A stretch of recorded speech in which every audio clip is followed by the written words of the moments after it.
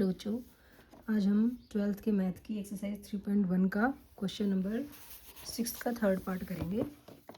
Question है x plus Y plus Z equals, मतलब matrix दे रखा है आपको 3/1 का और इधर भी मैट्रिक्स दे रखा है, इक्वल का निशान दे रखा है, तो मतलब कोरस्पॉन्डिंग एलिमेंट्स क्या होंगे, हमारे इक्वल होंगे। तो हम कह सकते हैं x plus Y plus Z equals कितना 9, यहाँ से आ जाएगा x plus Z equals 5 and y plus Z equals कितना आ जाएगा 7।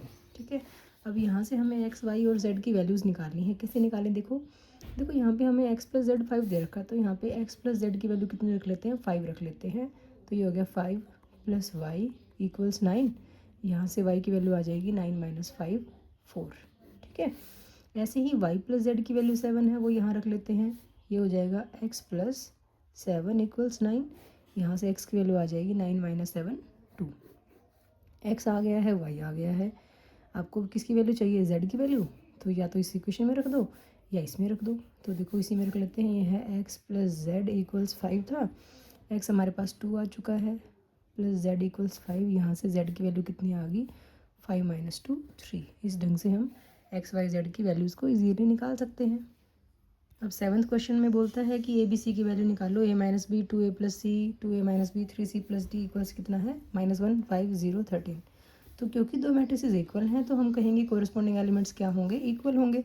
तो यहाँ से a माइनस बी की वैल्यू कितनी आएगी -1, और दूसरा यहाँ पे अगर हम 2a माइनस बी की वैल्यू देखते हैं तो कितनी आएगी 0। ऐसे यहाँ से देखो 2a plus C equals 5 and 3c plus D equals 13। ऐसे हमारे पास 4 इक्वेशंस आ गई हैं, ए बी सी डी की वैल्यूज़ निकालनी है।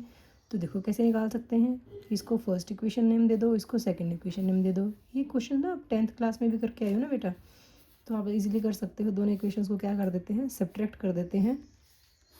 a माइनस 2a कितना आ गया माइनस a, b से b कैंसिल हो जाएगा, 1 माइनस 0 -1 माइनस 0 -1, -1 से -1 कटा, तो a की वैल्यू आ गई हमारे पास 1।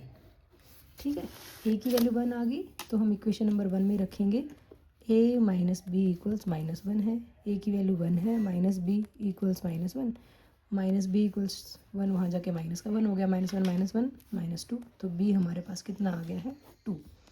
ठीक है, a और b दोनों आ गए। अब अगर थर्ड इक्वेशन की बात करते हैं हम, तो ये a में और c में, तो यहाँ पे a की वैल्यू रख दो, हमारे पास है 2a प्लस सी इक्वल्स 5, यहाँ पे a की वैल्यू 1 रखी, तो ये बना 2 प्लस c इक्वल्स 5, c की वैल्यू आ गई 5 माइनस 2 3, यहाँ से c निकल के आ गया। अब फोर्थ इक्वेशन को देखें, 3c प्लस डी है, तो यहाँ पे 3c plus D is equal to 13 में हम c की वैल्यू 3 रख देते हैं, 3 3 ज़ा 9 प्लस डी इक्वल्स 13, डी आ जाएगा 13 माइनस 9 4। इस ढंग से हम ए बी सी और डी चारों की वैल्यूज़ निकाल सकते हैं। नेक्स्ट हमारा 8th क्वेश्चन हम इसी में कर लेते हैं। इसमें एक मैट्रिक्स दिया हुआ है, A equals AIJ m cross n है, मतलब जो इसका ऑर्डर है वो m इंटू n है। ये स्क्वायर मैट्रिक्स है। स्क्वायर मैट्रिक्स कब होता है, जब रो और कॉलम क्या होते हैं, इक्वल होते हैं, मीन्स m और n इक्वल होना चाहिए था। तो लेस देन इक्वल टू भी, लेस देन भी नहीं हो सकता, ग्रेटर देन भी नहीं हो सकता, क्या होगा, इक्वल टू होगा। कोई भी स्क्वायर मैट्रिक्स, कोई भी मैट्रिक्स स्क्वायर कब होता है, जब उसके रो और कॉलम्स इक्वल होते हैं। ठीक है, नेक्स्ट 9th क्वेश्चन में बोल रहा है ये which of the following given values of x and y make the following pairs of matrices equal.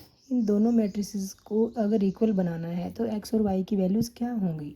तो अगर ये इक्वल होंगे तो कोरस्पॉन्डिंग एलिमेंट्स इक्वल होंगे ना, तो हम ये कह सकते हैं 3x प्लस 7 इक्वल्स 0 होगा, 5 is equal to y minus 2 होगा, y प्लस 1 इक्वल्स 8 होगा, एंड 2 माइनस 3 इक्वल्स 4 होगा।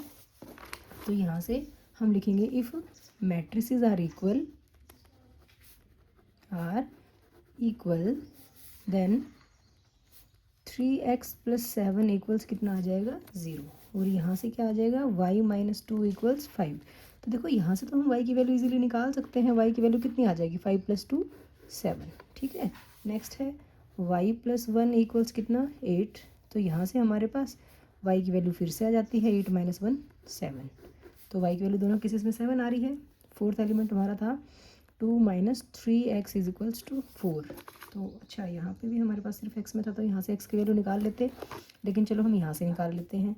ये आ गया -3x इक्वल्स 4 माइनस 2 इक्वल्स 2, तो x की वैल्यू कितनी आ गई 2/-3 या -2/3, x की वैल्यू -2/3 आ रही है। ठीक है। वैसे तो हमारी y और x की वैल्यूज़ निकल गई हैं, आप यहाँ से भी निकाल सकते थे। से निकाल लेते हैं हम एक बार। 3x + 7 = 0 था, तो यहाँ से 3x की वैल्यू आ गई -7, तो x कितना आ जाएगा -7/3। तो देखो y तो दोनों केसेस में सेम आ रहा था, लेकिन यहाँ पे x -2/3 आ रहा है, यहाँ पे -7/3 आ रहा है। तो हम एक बार ऑप्शंस में देख लेते हैं। y = 7 तो आ रहा है, y = 7 यहाँ भी आ रहा है, लेकिन x की वैल्यू डिफरेंट आ रही है।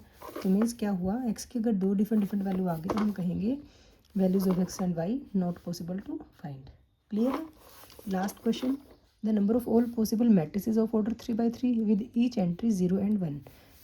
तो ये क्वेश्चंस में थोड़ा याद रखना पड़ता है बेटा आपको कि इसने कहा है एंट्री 0 और 1 ही होनी चाहिए, और हमें 3/3 का मैट्रिक्स बनाना है, कोई 3/3 का मैट्रिक्स बनाना है, और एंट्री 0 1 इसके अलावा कोई और नहीं होनी चाहिए। तो बहुत सारे पॉसिबल केसेस बनेंगे ना हमारे पास कि यहाँ पे 1 आ गए, यहाँ पे 0 1 1 1 1 वाले हो जाएंगे, 0 0 0 वाले हो जाएंगे। तो इसके लिए हमारे पास होता है नंबर ऑफ़ एंट्रीज़ कितनी है, नंबर ऑफ़ एंट्रीज़ की पावर जो इसका ऑर्डर होता है, या नंबर ऑफ़ एलिमेंट कह सकते हो। नंबर ऑफ़ एंट्रीज़ कितनी है, 2 ही हैं पॉसिबल, और ऑर्डर कितना बन रहा है, 3 3 के हिसाब से 9 बन रहा है, तो 2 की पावर 9 बनेगा, जो कि कितना होता है 5 1 2। ये हमारा आंसर हो जाएगा। ठीक है बेटा, तो ये हमारी एक्सरसाइज 3.1 कंप्लीट है। फिर भी अगर आपको कोई डाउट है तो आप कमेंट सेक्शन में पूछ सकते हैं, और प्लीज़ हमारे वीडियो को लाइक शेयर एंड सब्सक्राइब कीजिएगा। Thank you.